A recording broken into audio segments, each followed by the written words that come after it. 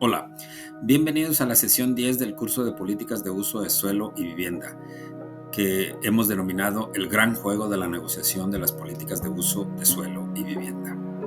Esta sesión es la que más me gusta en todo el curso por cuestiones profesionales e interés intelectual. Eh, Desde que terminé mi tesis doctoral sobre conflictos ambientales en la frontera norte, el tema de los conflictos y los procesos de negociación que se necesitan para resolverlos ha atraído buena parte de mi trabajo académico. El día de hoy, lamentablemente, pues nada más podemos presentar una pequeña introducción sobre las implicaciones que tiene ver las políticas de uso de suelo y vivienda como situaciones contenciosas en las cuales distintos involucrados participan y respecto a las cuales el Estado le conviene tener alguna forma de arreglo institucional que permita facilitar las negociaciones entre distintos involucrados para encontrar solución a sus diferencias y producir resultados de política que resulten socialmente aceptables y que contribuyan al bienestar social. Para organizar las ideas respecto a este tema que es tan complejo y dadas las limitaciones de un video como este, vamos a organizar los temas en 5 temas. 1. Conceptos básicos de negociación, los mismos que considero absolutamente indispensables manejar antes de adentrarse a este tema. 2. ¿Por qué la gente cambia sus intereses, sus opiniones y sus repertorios de acción cuando participan en un conflicto? 3. ¿Qué está en juego en la negociación de políticas de uso de suelo y vivienda? 4. ¿Cuáles son las principales estrategias para crear opciones en una negociación? 5. Algunas políticas que nos causan ruido por la posible falta de consenso. Y vamos a poner aquí nada más 2 ejemplos. Y luego vamos a poner ahí una especie de pilón, y que será sorpresa. Y finalmente terminaremos con unas breves conclusiones sobre este tema. Conceptos básicos de negociación.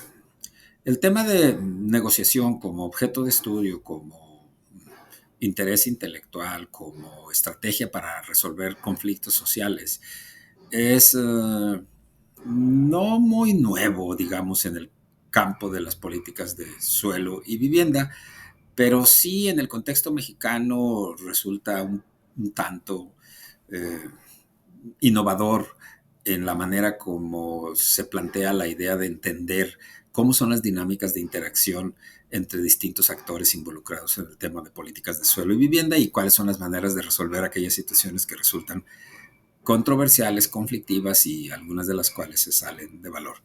Por eso mismo creo que está haciendo falta, antes de meternos al tema, una definición muy básica, muy elemental de algunos nada más de los conceptos básicos que se utilizan en estudios de conflicto y negociación. Ya estamos preparando por ahí un libro sobre este tema que va a cubrir con mucho mayor amplitud esto que vamos a decir el día de hoy, pero esto es indispensable para la sesión. Los temas que tenemos preparados están listados acá.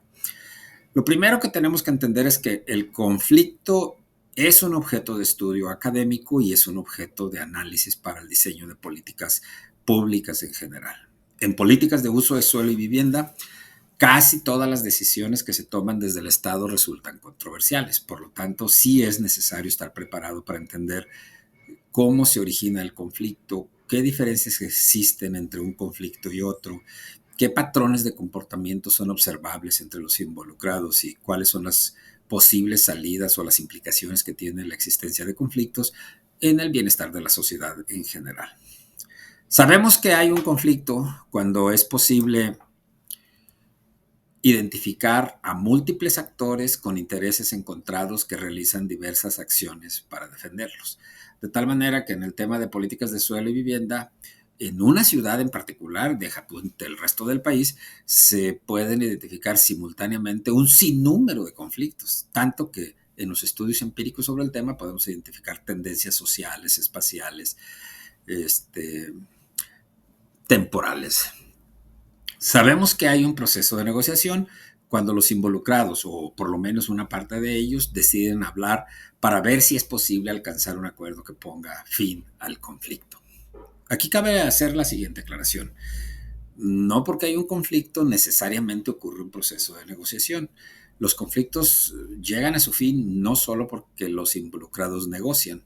A veces los conflictos llegan a su fin porque por cuestiones de distribución inequitativa del poder, los más poderosos terminan de alguna manera, entre comillas, convenciendo a los más débiles de que no tiene sentido seguir protestando, quejándose o haciendo cosas en contra de sus intereses y terminan dominando la situación. De alguna manera se alcanza un nuevo status quo que puede ser pues de absoluta dominación o de atención a las preocupaciones iniciales de los que se quejaban por una situación de conflicto. Eso es un tema que se resuelve aparte y bueno, ninguna dominación dura para siempre, porque si eso fuera así, pues no habrían caído los imperios en la historia de la humanidad. Otro concepto importante que nos interesa trabajar acá es el de los repertorios de acción. Cuando estudiamos conflictos, cuando estudiamos procesos de negociación, la movilización y participación en un conflicto implica la realización de actos dirigidos a influir en el comportamiento y en la voluntad de una persona, una organización, una entidad pública, una empresa o cualquier otro tipo de grupo o organización cuyas actividades resulten inconvenientes para los objetivos de quienes reclaman algo. Los repertorios de acción son todas las acciones que llevan a cabo los participantes en un conflicto, que pueden ir desde los más simples, como mandarle una carta al diputado o al gobernador o al presidente municipal, o hacer una marcha en la calle, un plantón en la plaza, el bloqueo de avenidas, huelgas de hambre, y ahí le podemos seguir hasta encontrar acciones que son más bien de desobediencia civil, que se originan en el ámbito público y que podemos verlo como manifestaciones o situaciones de violencia. Los estudiosos de esto hablan de repertorios de acción transgresores o repertorios de acción institucionalizados.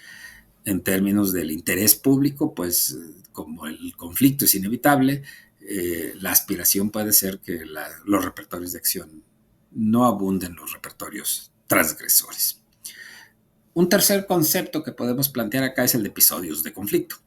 En la literatura relacional, que es un poco lo que nos interesa mostrar acá, se define a los episodios como flujos continuos de acciones contenciosas que incluyen reclamos colectivos que afectan los intereses de otros involucrados. Todos los episodios de conflicto tienen fronteras espaciales, sociales y temporales identificables, de tal manera que podemos ver en una ciudad, por ejemplo, un episodio de conflicto en torno a temas como reubicación de asentamientos, planificación del desarrollo urbano, construcción de grandes proyectos de infraestructura o equipamientos que algunas personas consideran negativos para sus propios intereses. Entonces, se les conoce como episodios de conflicto porque en un tiempo relativamente limitado, en un espacio relativamente limitado, es posible identificar una diversidad de acciones que se llevan a cabo con el interés de influir en los intereses y en los decisiones que otros toman. La idea es buscar un nuevo equilibrio ante una nueva iniciativa o proyecto de este tipo.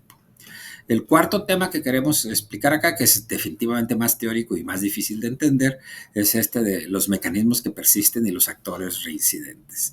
La existencia de un escenario conflictivo como característica de las políticas de uso de suelo y vivienda tiene que ver con la persistencia de mecanismos causales, es decir, patrones reiterativos de interacción social, maneras de explicar la realidad que conducen a la acción y que tienen como propósito intervenir en la manera como los distintos actores involucrados se relacionan, sea para generar patrones de exclusión, patrones de inclusión, prácticas especiales que definen prácticamente cuál es el lugar de cada quien en la sociedad, etcétera. La literatura de corte relacional ha definido los mecanismos como patrones de interacción que sirven para conectar el funcionamiento de las comunidades políticas con formas de confrontación. Los mecanismos son más difíciles de ver que los conflictos en sí, pero sabemos que existen cuando analizamos las prácticas, los discursos de los actores y cómo vemos que en ellos se expresan maneras de entender las relaciones sociales, pero sobre todo relaciones de poder y comportamientos esperados de los involucrados en la interacción. Entonces, por ejemplo, el mecanismo de exclusión, de captura de oportunidades, de inclusión social en un tema, etcétera, pues es perfectamente identificable cuando estudiamos los discursos, los escritos, las minutas, los acuerdos del ayuntamiento, etcétera. Otro concepto importante para adentrarnos al tema de conflicto y negociación es este que se llama el espacio de negociación. Acá lo que estamos mostrando es cómo el espacio de negociación se refiere a la serie de soluciones en las que dos o más actores pueden ponerse de acuerdo y satisfacer sus intereses. El espacio de negociación parte del supuesto de que cada actor tiene intereses bien definidos y eso está representado por los círculos en este gráfico. Los intereses definidos están más cerca de los verdaderos objetivos sociales de un actor o más lejos. Entonces, la idea es todos los actores sociales defienden con mayor pasión, mayor interés y le ponen más recursos a su defensa a aquellos temas de discusión que están más cercanos a sus intereses. De tal manera que a medida que se van alejando los temas de sus propios intereses, la situación pasa a ser más bien indiferente, ¿no? Para ellos, y son temas en los cuales pues nadie en su sano juicio está dispuesto a invertir mucho en defender. Entonces acá tenemos esquemas, ¿no? Para encontrar espacios de negociación con dos actores, con tres o más actores, y lo hemos planteado en términos de módulos y vemos cómo en el caso del módulo W, el espacio de negociación con dos actores y un asunto sería pues esto que hemos identificado en la intersección entre lo que sería, por ejemplo, el hotelero A y el hotelero B. Y en el módulo X vemos que hemos incrementado el número de actores y se crean nuevos espacios de negociación. Entonces, este es el concepto básico. En políticas de suelo y vivienda, pues podemos sustituir hoteles por constructores, desarrolladores, financieros, comunidades organizadas, demandantes de vivienda, etcétera. Y entonces el punto acá es que entre más actores vamos sumando, la complejidad del espacio de negociación se va complicando hasta el punto en el que posiblemente no exista un acuerdo muy al alcance de la mano. Pero la diversidad de actores y la diversidad de asuntos, vamos a ver más adelante, también ayuda para el proceso de negociación cuando se trata de crear valor como estrategia de negociación. Vamos a ver eso más adelante un poco. Dentro de los conceptos básicos de negociación hay uno muy particular que todo el mundo debe de entender. Y este se llama la mejor alternativa a un acuerdo negociado, o MAN, o BATNA por sus siglas en inglés, que quiere decir Best Alternative to a Negotiated Agreement. Una MAN es la mejor alternativa disponible para un negociador que no es ofrecida dentro del proceso de negociación en el que participa. Es decir, ¿qué podemos obtener afuera de una negociación en la que participamos? Acá gráficamente sugiero que veamos de esta manera. Si lo que estamos buscando es casa, la pregunta para construir una mejor alternativa es ¿por qué debo de pagar tanto por esto? Una casa unifamiliar en el suburbio, etcétera, etcétera. Cuando tengo una mejor opción acá, que es en un condominio, en un departamento que a lo mejor es más reducido, pero más acorde a mis necesidades, que me ofrece una mejor accesibilidad a las zonas que me interesan, etcétera. Entonces, desde el punto de vista de dos actores que están negociando, el que te está vendiendo la casa del suburbio y tú que la estás comprando, pues una pregunta como comprador que te tienes que hacer para identificar si tienes una mejor alternativa a un acuerdo negociado con el vendedor aquel, es porque tienes que pagarle tanto por esa casa en ese lugar en particular. Entonces, de esa manera podemos encontrar. Si no tenemos otras opciones, entonces la cosa se complica en la negociación en la que estamos participando. Y este es un principio que podemos aplicar a todo tipo de situaciones. Tiene muchas ventajas estimar cuál es tu mejor alternativa a un acuerdo negociado, porque de esta manera podemos atender problemas como qué tan débil somos en una negociación. Acá lo hemos llamado el problema de la debilidad original. tus interlocutores parecen más poderosos de entrada. Tú tienes como estrategia que lo que te interesa es proteger tus intereses, evitando tomar malas decisiones y sacar el mejor provecho de tus recursos o activos. Así que cuando el problema de la debilidad original se siente, se percibe o trata de ser impuesto sobre nosotros, pues en términos de proteger tus intereses evitando tomar malas decisiones, tú puedes tener poder de negociación construido en el proceso si conoces tus opciones, tus intereses y los que tienen otros involucrados. Y puedes sacar el mejor provecho de tus recursos o activos si no desperdicias recursos en batallas imposibles de ganar. Puedes usar tus recursos para desarrollar tu mejor opción. Cuando el problema es que normalmente se usa mucho en el sector inmobiliario, es que compra aquí, compra ahora, esta es tu última oportunidad, no te quedes fuera de este precioso desarrollo inmobiliario. Aquí la idea es que se trata de construir una opción presentada como si fuera la última opción que te queda. Eso trata de debilitarte, pero tú puedes proteger tus intereses si no ayudas a construir ese discurso. Si tienes, porque tienes el riesgo de caer en la tentación de cumplir las exigencias de otros por temor a perder esa gran oportunidad. Por ejemplo, compras un boleto de avión al precio que sea porque el programa de maximización de utilidades de la línea aérea te está diciendo, ya nomás quedan 2 boletos, compra ahora. O el fraccionamiento te dice, últimas casas, últimos lotes, últimos departamentos, etcétera. Y también puedes sacar el mejor provecho de tus recursos si identificas nuevas oportunidades, valoras tus activos, tu tiempo, tus redes de cooperación y otras necesidades importantes. Escoges otro horario de transporte, usas el tiempo extra para arreglar otros asuntos, conoces otros barrios, puedes incluso rentar mientras esperas una mejor oportunidad de vivienda.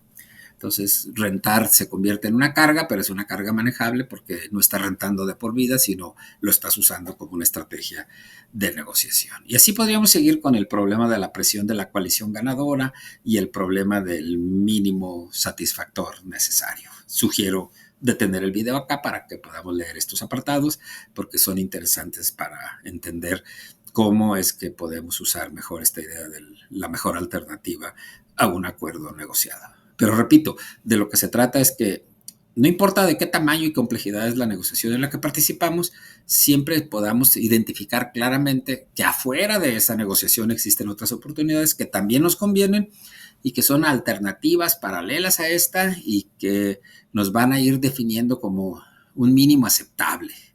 No tengo, como dice acá otra vez en el gráfico, por qué pagar tanto por esto cuando tengo una mejor opción acá.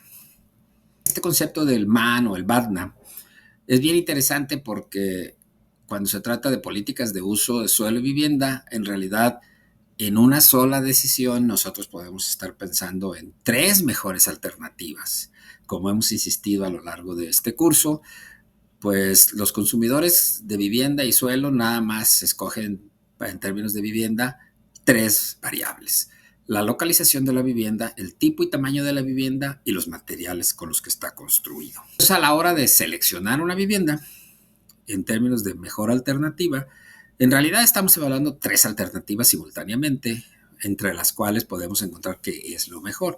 Y de ahí podemos autonegociar con nosotros mismos la combinación entre localización, tipo, tamaño y materiales. De tal manera que si alguien me ofrece un suburbio en la periferia de la ciudad, con casas prefabricadas, etcétera, etcétera, o otra persona me ofrece una casa antigua que tengo que reparar un poco, pero está construida con otro tipo de materiales y tiene una localización distinta, todo eso tengo que sopesar simultáneamente. Entonces, por eso el tema de negociación en políticas de uso de suelo y vivienda es tan importante, porque realmente apela a los intereses reales de los involucrados en el juego de adquirir suelo o vivienda.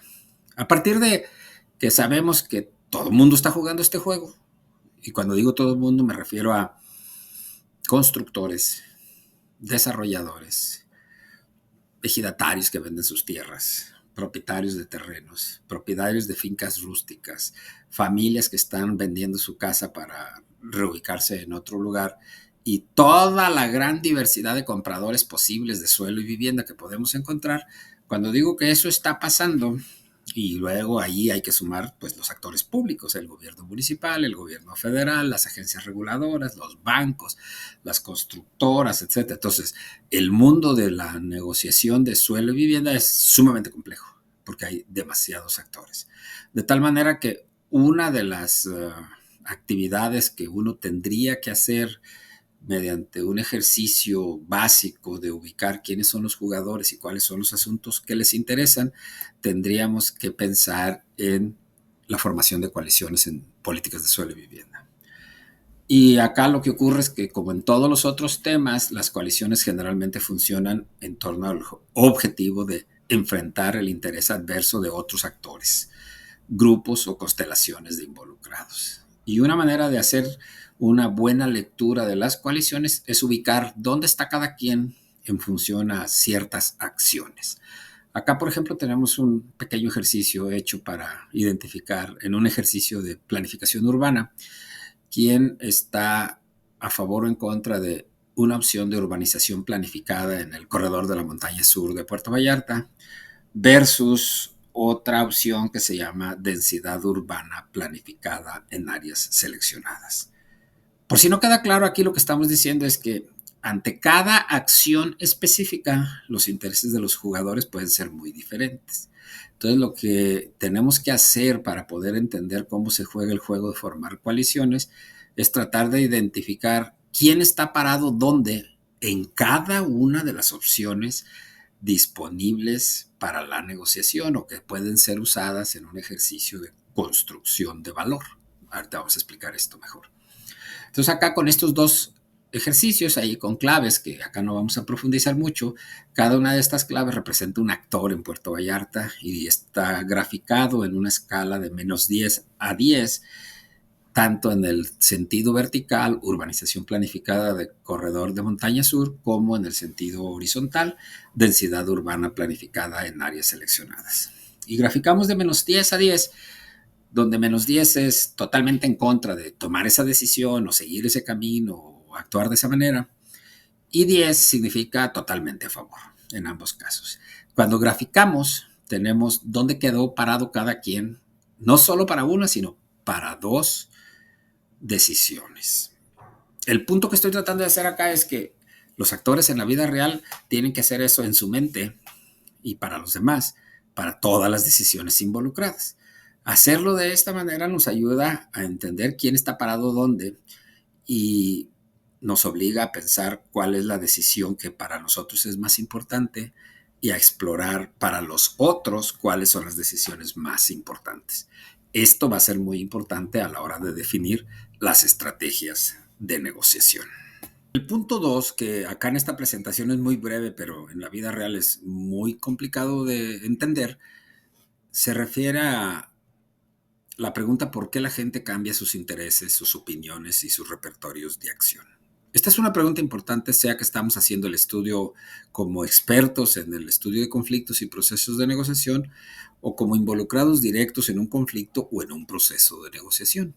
Es decir, de manera empírica todos enfrentamos a menudo la situación de tratar de entender por qué una persona que actuaba y se comportaba de una manera de repente cambia. Y cuando cambia, encontramos que es más difícil tratar con ella o a lo mejor es más fácil tratar con ella, ¿no? Los cambios no tienen por qué ser negativos.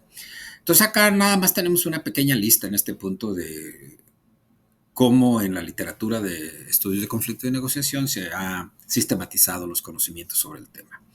Entonces tenemos 6 puntos que nos interesa destacar acá, que nos ayudan a entender por qué la gente cambia sus intereses, sus opiniones y sus repertorios de acción. El primer punto es que las circunstancias personales cambian. En términos habitacionales, acá en el curso hemos hablado de un concepto que llamamos trayectoria habitacional, que está relacionado con el ciclo de vida y que va convirtiendo a cada uno de nosotros en parte de un conglomerado más amplio o una población objetivo para las políticas públicas que es diferente a la anterior. Nuestro lugar como población objetivo en en el tema de políticas de suelo y vivienda es muy distinto si somos niños que somos parte de una familia, jóvenes que dejamos el hogar para ir a estudiar, trabajar o cambiar de país, personas, miembros de una nueva familia, divorciados, madres solteras, padres solteros, personas de la tercera edad, etcétera. Entonces, las circunstancias personales cambian. Y si las circunstancias personales cambian, muy probablemente también cambian los intereses y lo que la gente está dispuesto a hacer. Nunca hemos visto una protesta o prácticamente nunca hemos visto una protesta de personas que demandan vivienda en la que quienes tienen las acciones más radicales sean personas de la tercera edad. Y esto nos dice mucho de cómo esta idea de los repertorios de acción también cambian con nuestra edad y con nuestra trayectoria habitacional. El segundo tema es que pues hay nueva información. Si tenemos nueva información sobre la situación personal, contextual o estructural, pues tal vez nuestros intereses van a ser muy distintos. No compraríamos la misma casa con la misma hipoteca si supiéramos que dentro de un mes la moneda se va a devaluar, las tasas de interés van a subir, etcétera. No compraríamos en cierto lugar si estuviéramos informados de que ahí existen ciertas externalidades que son muy difíciles de quitar, como una fábrica que contamina mucho o que existen ciertos riesgos como que la zona se inunda. Los intereses, opiniones y repertorios también cambian porque hay nuevos jugadores. A medida que van llegando nuevos jugadores al juego de suelo y vivienda, pues cambian los intereses. Esto se ve más claramente cuando vemos qué es lo que desde el lado de la política pública se les ofrece a la ciudadanía. Las nuevas coaliciones de gobernantes van ofreciendo nuevos arreglos de suelo y vivienda, nuevas políticas que van a tener otro tipo de beneficiarios o en sentido más amplio una manera distinta de distribuir costos y beneficios asociados a la política impulsada. También la gente cambia porque cambia el entorno en el cual ocurre el proceso de elección de vivienda. Tú puedes comprar una casa en un pueblo chico, en la costa, y 20 años después ese pueblo chico es un centro turístico importante y tus decisiones, además de tu ciclo de vida, está el cambio en el entorno en el cual ocurre el proceso de elección de vivienda. También cambia porque ocurren eventos inesperados que afectan las expectativas de los jugadores. Los eventos inesperados pueden ocurrir en el plano personal, en el plano comunitario, en el plano contextual más amplio y en el plano estructural. Las personas ante cambios inesperados, que en política pública se llaman eventos focales, suelen alterar sus intereses, sus opiniones y sus repertorios de acción. Y finalmente decimos que los intereses, opiniones y repertorios de acción cambian porque cambian los patrones de deferencia entre los involucrados. Si esto es tan dinámico, la moraleja que podemos extraer de aquí es que cuando estamos haciendo estudios de conflictos y de negociación en políticas de suelo y vivienda, lo que es necesario es hacer estudios sistemáticos, monitoreos actualizados y sondeos muy específicos cuando estamos tratando de resolver un conflicto. Vamos a ver un poco más adelante cómo es que esto es posible. De esta manera llegamos a nuestro punto 3, que es la pregunta central del día, que es ¿qué es lo que está en juego en la negociación de políticas de uso de suelo y vivienda? Y hemos seleccionado acá 6 temas también que nos ayudan a entender en términos muy generales qué es lo que está en juego. Obviamente esto es muy general y para cada situación particular va a haber otro tipo de situaciones en juego que acá no hemos mencionado, pero que son también importantes, ¿no? Pero acá lo que nos interesa es plantearlo en términos metodológicos, cómo ubicar lo que en la literatura se conoce como los asuntos de interés en juego, ¿no? Entonces, estos 6 temas que hemos listado acá como lo que está en juego en la negociación de suelo y vivienda son, uno, la capacidad de conciliar derechos privados y el uso de los bienes públicos. Muchos de los conflictos que observamos en este tema tienen que ver con esto. Son conflictos que tienen que ver a veces de convivencia entre vecinos, de relación entre habitantes de distintos barrios o de relación más amplia entre población y gobiernos municipales o el gobierno federal. La capacidad de conciliar derechos privados y el uso de bienes públicos a veces es utilizada como una herramienta para tratar de impulsar cierto tipo de políticas, ¿no?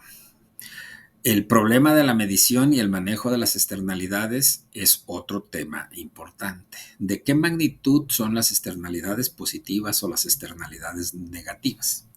¿Y cómo podemos manejar estas externalidades para atender las necesidades sociales, crear una mejor ciudad, mejorar la oferta de suelo y vivienda y lo que más en términos constitucionales se reconoce como el derecho a una vivienda digna? Entonces sí sabemos que, por lo que hemos visto en sesiones antes, que algunos proyectos, algunas decisiones inmobiliarias tienen externalidades negativas y positivas muy grandes que plantean retos de manejo importantes y por lo tanto llegan a convertirse en conflictos serios en una ciudad. El tercer punto es que los patrones de localización de vivienda y la creación de plusvalía son un tema conflictivo. Y el tema, por eso lo hemos subrayado acá, es que no es solamente la creación de plusvalía, sino la apropiación de la plusvalía. La apropiación de plusvalía se puede alterar en función a distintos aspectos del diseño de una política de suelo y vivienda, entre los que se destacan dónde invertir en obra pública, cuándo invertir en obra pública y cómo trasladar los beneficios recibidos por el tipo de intervención pública a los que los reciben, cómo capturar esas plusvalías para aprovecharlas para el beneficio de la sociedad. Entonces, los patrones de localización de vivienda y la creación de plusvalía se van a convertir en un conflicto a veces muy difícil de resolver, pero que si se llega a resolver de manera adecuada puede generar contribuciones importantes al bienestar de la sociedad y a mejorar incluso el mercado de suelo y vivienda. El cuarto tema tiene que ver con las ganancias derivadas de diferentes tipos de vivienda y los materiales utilizados. Entonces, en gran parte las políticas de suelo y vivienda, sobre todo las de construcción de vivienda y más cuando se trata de construir vivienda para sectores populares, muy a menudo el tema es qué materiales se utilizan y qué tipos de vivienda. Y bueno, sí, también un tipo de localización, pero ahí hay, digamos, un foco de atención para la intervención pública que va a generar conflictos entre múltiples involucrados. Acá tenemos dos ejemplos luego. Luego está el tema de la distribución de los beneficios entre diferentes sectores de la oferta y la demanda. ¿Quién sale ganando con las políticas implementadas? Vamos a ver que este es un tema complicado porque podemos construir una política que aparentemente trata de resolver las necesidades de las personas más pobres, más vulnerables, y quien realmente resulta ganando son algunos líderes sindicales, algunos empresarios bien conectados al mundo de las finanzas o incluso líderes políticos. Y finalmente cerraríamos con la consolidación de ciertas formas de acumulación y los impactos socioespaciales que esto tiene. Entonces, la gentrificación, las economías de aglomeración, los patrones de movilidad, la resiliencia urbana son temas en los que se va a ver claramente cómo se van consolidando ciertas formas de acumulación y con ello lo que estamos tratando de decir es cómo se van consolidando ciertos patrones de distribución de beneficios de las políticas de suelo y vivienda. Todos estos son temas conflictivos. Este es el tipo de situaciones que está en juego en la negociación de políticas de uso de suelo y vivienda. Este tipo de temas son los que movilizan a las personas, a los grupos, independientemente de la edad, la experiencia habitacional, etcétera. El cuarto tema que lo hemos creado con el interés de enfatizar la importancia que esto tiene a la hora de entender el tema de la negociación de los usos de suelo y vivienda, lo hemos denominado estrategias para crear opciones de negociación. No importa de qué magnitud es la negociación, no importa cuántos asuntos están involucrados, cuántos actores están involucrados, los estudiosos de los procesos de negociación han identificado dos grandes familias de estrategia de negociación. La primera estrategia, que vamos a denominar crear valor, o estrategias de construcción de valor, digamos, es una estrategia dirigida a crear valor. Los jugadores se dan la oportunidad de escuchar a sus interlocutores, explorar los intereses de otros, entender lo que los demás valoran con la intención de identificar cómo pueden alcanzar un acuerdo de beneficio mutuo. El supuesto es que si yo sé lo que me interesa y sé lo que le interesa a otros, es más probable que construyamos opciones en las que podemos estar de acuerdo. Algunas recomendaciones clave que se han elaborado en este tema para lograr que las estrategias de crear valor funcionen incluyen lo siguiente. Es necesario conocer bien los intereses propios y estudiar con cuidado los intereses de otros para entenderlos. Es necesario comisionar búsquedas conjuntas de información para generar documentos de discusión que sirvan de base para diseñar los posicionamientos en las distintas etapas de la negociación y comprender mejor las consecuencias de lograr o no lograr acuerdos. Este es un tema importante porque típicamente en una negociación, sobre todo en una negociación en donde participan actores públicos y privados, los actores públicos suelen entrar a la negociación y tratar de intimidar a los involucrados presentándoles una serie de datos e información que, en palabras de los que están escuchando aquello, es quién sabe de dónde sacaron esos datos. Y todos los datos se convierten en algo digno de sospecha. Y si los datos son dignos de sospecha, pues también van a ser quienes los están expresando. Y eso no es bueno para los procesos de negociación. De manera que en la comunidad de expertos en negociación estamos de acuerdo en que las búsquedas conjuntas de información serían de gran utilidad para resolver muchos de estos problemas. Y una tercera recomendación clave es identificar muy bien qué otras opciones existen a los acuerdos negociados. Es decir, las mejores alternativas a un acuerdo negociado de las que hablábamos hace un minuto, que todo el mundo tiene. Porque si entendemos cuáles son las alternativas que quienes están participando en una negociación, incluyendo nosotros, tenemos afuera de la negociación, también podemos tener una especie de predicción de qué tan viable es lograr un acuerdo. Las estrategias de crear valor requieren experiencia, capacidad, voluntad, disposición, confianza, etcétera, y tal vez no son usadas con la frecuencia que deberíamos de utilizarlas para resolver problemas, en este caso en políticas de suelo y vivienda, que deberíamos de considerar o en todo caso reconsiderar para ver si podemos hacer mejor las cosas de como lo hemos hecho en el pasado. El punto acá es muy clásico, ¿no? Si usamos las mismas estrategias, no importa que cambiemos los actores, los resultados van a ser los mismos. Porque lo que pesa son las estrategias, no si es Juan o Pedro o María quien está impulsando la estrategia. La segunda estrategia, que es lamentablemente la dominante, por lo menos en el contexto mexicano, les llamamos estrategias distributivas o negociaciones de suma cero. En una estrategia de carácter distributivo, los negociadores son más propensos a usar tácticas de presión, amenaza, chantaje, intimidación, con el propósito de obtener una ganancia mayor sin ceder nada a cambio. En la perspectiva de quien usa este tipo de estrategias, lo que pierde es lo que ganan sus adversarios. Lo que pierden sus adversarios es lo que puede ganar él o ella. En una negociación multilateral, este tipo de estrategia es un obstáculo muy grande a la creación de opciones aceptables para los involucrados. Porque, para empezar, hay un problema de cálculo. Es muy difícil en una negociación multilateral llevar la cuenta de cuánto estoy perdiendo y cuánto estoy ganando, y cuánto están perdiendo y cuánto están ganando mis interlocutores. Porque cada uno de ellos tiene valoraciones distintas, saca a colación temas que a lo mejor yo ni siquiera había considerado, etcétera. Y entonces, aún así, las estrategias distributivas o ver las negociaciones como un juego de suma cero suelen ser las dominantes.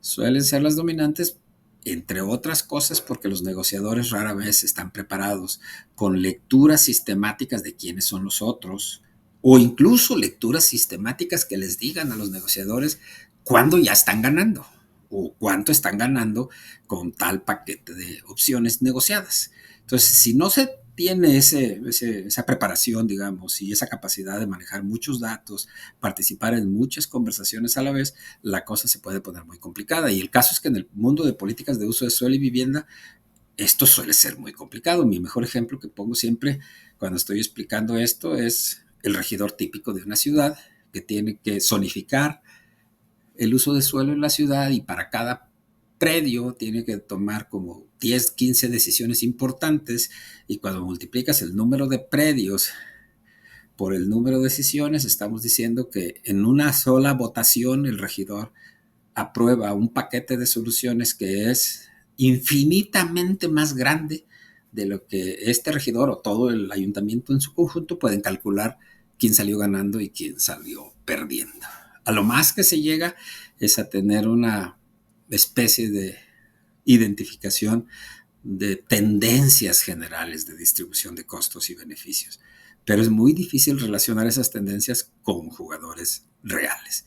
Mientras tanto, los jugadores reales que están negociando desde un lote en particular, desde una parte de la ciudad, desde una demanda específica de uso de suelo, pues sí tienen una estimación más clara de cuándo ganan y cuándo pierden en función de las 15 o 16, 20 decisiones que el regidor toma sobre su predio. Entonces, la asimetría de poder, de información, etcétera, en un proceso de negociación de este tipo es demasiado complicada. Por eso es que es tan recomendable trasladar este proceso de toma de decisión de políticas de uso de suelo y vivienda del ámbito tecnocéntrico en el que se encuentra todavía en México al ámbito más participativo, más negociado. Ahorita este tema de negociación tal vez es todavía innovador en el contexto mexicano. Sinceramente esperamos que en 30 años más no sea el caso. Esperamos que en 30 años más sí se tenga más capacidad, más experiencia y más voluntad para participar en negociaciones, más de creación de valor, menos de suma cero. Algunos de ustedes tal vez estarán pensando que todo esto suena muy teórico, con la intención de que no quede la impresión de que esto de negociar políticas de uso de suelo y vivienda es absolutamente teórico y nada que ver con la realidad. Se está proponiendo acá esta sección que se llama algunas políticas que nos causan ruido por la posible falta de consenso. Y entonces vamos a desmenuzar brevemente dos políticas que son prácticamente de ayer. Uno es esta que se llama en Meganoticias, la nombraron, anuncian apoyos para afectados tras el paso del huracán John. Y brevemente acá tenemos cómo es que es esta decisión. La presidencia de la República anunció que a partir de esta semana comenzarán a entregarse apoyos para la limpieza de viviendas afectadas por el huracán John en los estados de Guerrero y Oaxaca. En la conferencia La Mañanera del Pueblo, Sheinbaum, la presidenta, explicó que se llevará a cabo un censo para identificar las viviendas que requieren reconstrucción o reposición de enseres domésticos, priorizando a las más afectadas. En esa sola noticia, que está basada en un anuncio real de un actor político real, nosotros podemos ver que hay varios asuntos que acá hemos estado tratando. Uno, que la política de vivienda en condición de emergencia es el apoyo a la reconstrucción o la reposición de enseres domésticos. Dos, que primero se necesita hacer un censo para saber quién es la población objetivo y de esta manera entender de dónde puede haber más presiones que de otras. Nunca se dice eso, pero también para eso se usan los censos. Y dos, y tres, que necesitamos hacer una distinción que no es lo mismo reconstruir viviendas que nada más reponer enseres domésticos. Y lo que es más importante para los objetivos de nuestra explicación acá de negociaciones, priorizando a las más afectadas. Priorizando a las más afectadas en la terminología que estamos usando el día de hoy es agarrar y dividir la población objetivo en distintos grupos de quienes son más merecedores de recibir los beneficios de esta política. Si hacemos una política que se puede echar a andar solamente pasando por un proceso de priorización, cosa que es muy importante hacer para optimizar recursos, inmediatamente tenemos en puerta un conflicto, porque los habitantes de distintos tipos de viviendas, de distintos asentamientos, van a querer ser considerados los más merecedores de los beneficios de esa política. Van a querer ser los que están hasta arriba en las prioridades. Ahí hay un tema de conflicto. Luego viene la pregunta más difícil. En una situación como la de Acapulco, donde los huracanes han tenido en 2 años seguidos efectos devastadores, que es cuáles colonias reubicar. Es evidente que el problema de desastres urbanos que se tienen en Acapulco gracias a o debido a los huracanes tiene que ver con una mala ubicación de los asentamientos en el territorio. Es evidente que se necesitan reubicar asentamientos. Entonces, por lo pronto, pues en esta política que se está anunciando, se está hablando de que es necesario identificar cuántas colonias y dónde están que requieren una ubicación por estar en zonas de riesgo. Y acá, por ejemplo, se está hablando que, pues, que no son 15 solamente las colonias que se había informado anteriormente. Y se está diciendo que en realidad son menos, que son solo las que están en la parte baja, cerca del aeropuerto. En esa definición del problema, me parece que hay un sesgo que tiene que ver con la escasez de recursos y con la dificultad para atender de fondo cuál es el problema. Cuesta trabajo creer que en una ciudad como Acapulco o cualquier otra ciudad que tenga esas características topográficas y de asentamientos urbanos, para este tipo de situaciones sean solo las colonias de la parte baja, porque evidentemente el problema tiene sus raíces en la parte alta y su consecuencia en la parte baja. Entonces, si nada más reubicamos las colonias que están en la parte baja, vamos a dejar a las de la parte alta con severos problemas de deslaves, mala ocupación, posibilidad de ser afectadas por corrientes de arroyos, etc. Ahí hay un problema también a manejar de conflicto. Luego está el problema de qué infraestructura y dónde ubicarla. El gobierno está evaluando la construcción de infraestructuras de protección para evitar problemas similares en el futuro, especialmente en áreas donde las lluvias intensas causan desbordamientos de ríos y severas inundaciones. Bueno, seleccionar qué infraestructura y dónde ubicarla es otra manera de decir que hay distintos grupos de interés con los cuales tenemos que negociar lo que les toca recibir de beneficios, medidas de protección, reubicación, etcétera. Y luego está el problema más amplio, que es qué vamos a entender por apoyo o a quién se debe de entregar. Respecto a este tema, en esta declaración que está reportando Mega Noticias, se habla de que la presidenta Sheinbaum enfatizó que el apoyo económico y material para la reconstrucción dependerá de los resultados del censo y aseguró que se brindará atención integral a las familias damnificadas. Pues si se va a aportar atención integral a las familias damnificadas, ya se podría estar haciendo atención antes del censo, pero el censo ayuda precisamente para clasificar. Y eso es lo importante en materia de lo que nos interesa el día de hoy. Toda clasificación implica una separación entre más o menos merecedores de los beneficios de una política. Y por lo tanto, seguramente implica conflictos. La segunda política que queremos presentar acá como un ejemplo de que esto de negociación en políticas de uso de suelo y vivienda es sumamente importante y actual es que pues la presidencia de la República anunció también la construcción de casas vía el Infonavit, ¿sí? Y entonces, pues inmediatamente empezaron a surgir los interlocutores a quienes aparentemente no se les preguntó nada, ¿no? Entonces, por ejemplo, la noticia dice en El Economista, la Cámara Mexicana de la Industria de la Construcción, Jalisco, advierte competencia desleal, entrecomillado, competencia desleal, y afectación al empleo con la mega constructora del Infonavit.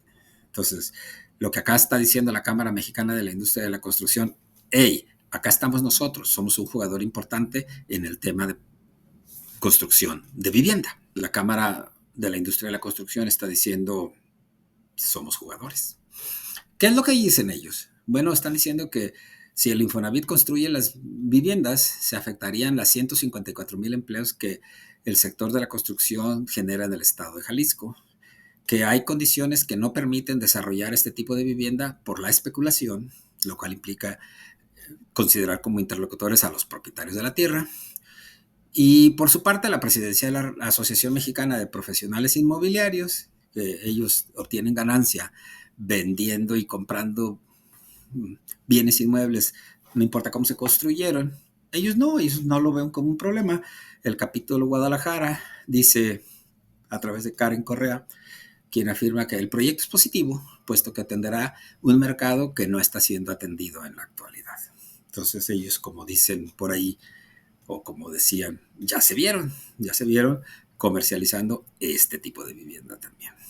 Y finalmente tenemos en una nota de los urbanistas que dice, publicada en El Informador, ven al centro tapatío como opción viable para el plan de vivienda de Sheinbaum. Y acá quienes están opinando son los especialistas en arquitectura que esperan que los centros históricos de las ciudades puedan ser contemplados para el plan de vivienda de Sheinbaum. Entonces acá pueden ver ustedes cómo está en debate quién construye, dónde construye, quién vende, cómo se maneja polígonos particulares como este caso es el centro de la ciudad. Entonces, dos políticas muy recientes para el momento en que se produjo este video, que nos ilustran la complejidad del tema de pensar en procesos negociados para diseñar políticas de uso de suelo y vivienda.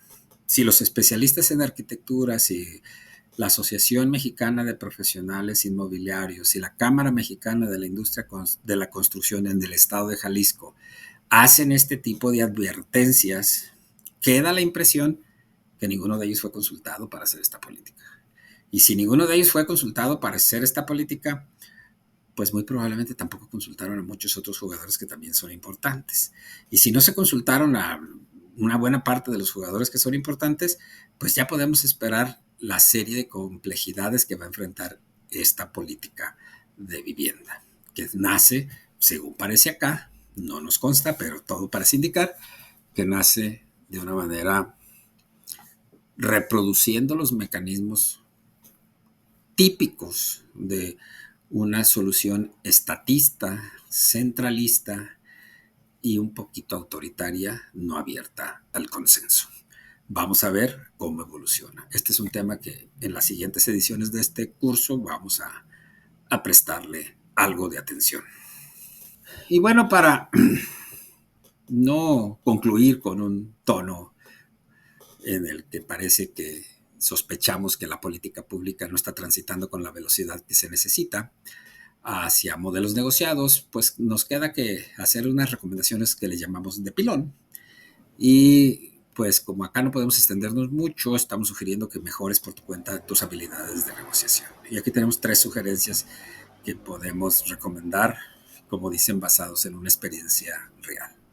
La recomendación 1 es que te suscribas a la lista de correos del programa de negociación de Harvard, mejor conocido como PON, por sus siglas en inglés, que es Program on Negotiation.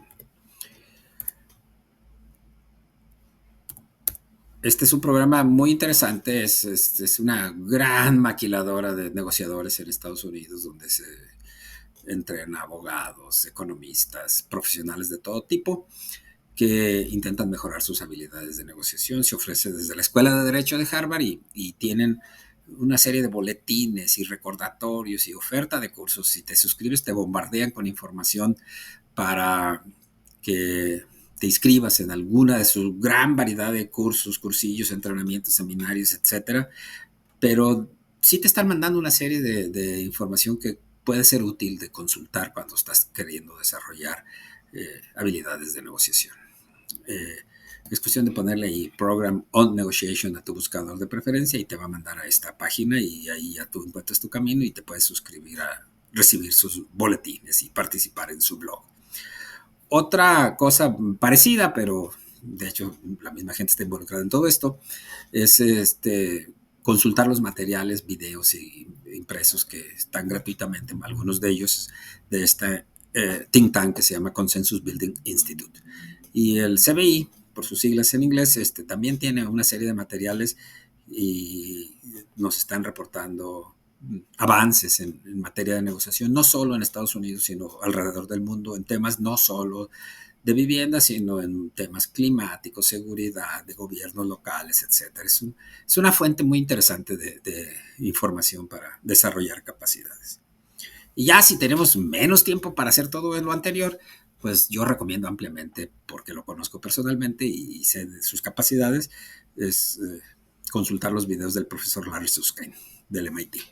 Él tiene videos muy cortos en los que nos sistematiza problemas muy complejos en una serie de pequeñas sugerencias que podemos usar para entender mejor los conflictos y participar mejor en los procesos de negociación. Sus videos están en inglés, pero les podemos poner subtítulos en español y ya lo podemos entender, aunque no hablemos el idioma. Bueno, dicho lo anterior, espero que lo hagan ahí en la serie de videos recomendados del blog de este curso. Están recomendados algunos videos del profesor Susskind. Y ya dicho lo anterior, pues nos queda nada más cerrar con unas conclusiones generales para la sesión, que están en el libro extraterrenal. Decimos que en muchos sentidos habitar la ciudad, pero sobre todo encontrar la mejor solución de vivienda y acceso al suelo, es un juego en el que participan múltiples involucrados que no tienen la información completa que necesitan para tomar mejores decisiones. Esto es importante porque muchas veces las políticas públicas en este tema están basadas en la idea de que los consumidores son racionales. Y acá lo que estamos diciendo nosotros es que los consumidores, más que racionales, son relacionales. Es decir, sin tener la información completa y sin procurar necesariamente mejorar, maximizar su utilidad con cada decisión que toman, los actores, sin embargo, deciden. Y deciden también pensando en su contexto, en su familia, en su futuro, en su experiencia, etc. La segunda conclusión es que la gente aprende a jugar un juego como puede, con leyendas que corren en su familia, con vivencias personales, con retazos de información obtenidos en interacciones con otros. Y de esta manera se aprende, por ejemplo, que es bueno comprar un terreno o una casa, aunque también que eso es solo una jugada en el largo ciclo de vida de una persona. También concluimos que para jugar el juego de crear valor y tratar de apropiárselo, los jugadores deben estar atentos a las jugadas de los otros, participar en las discusiones públicas sobre regulación de uso de suelo, la utilización de recursos públicos para infraestructura o las decisiones de localización de empresas privadas, entre otras. Cada una de estas acciones, discusión pública, asignación de recursos, decisiones de localización, nos afectan. Nos afectan por la vía de las externalidades, por la vía de la creación de economías de aglomeración y por la vía de creación de plusvalía.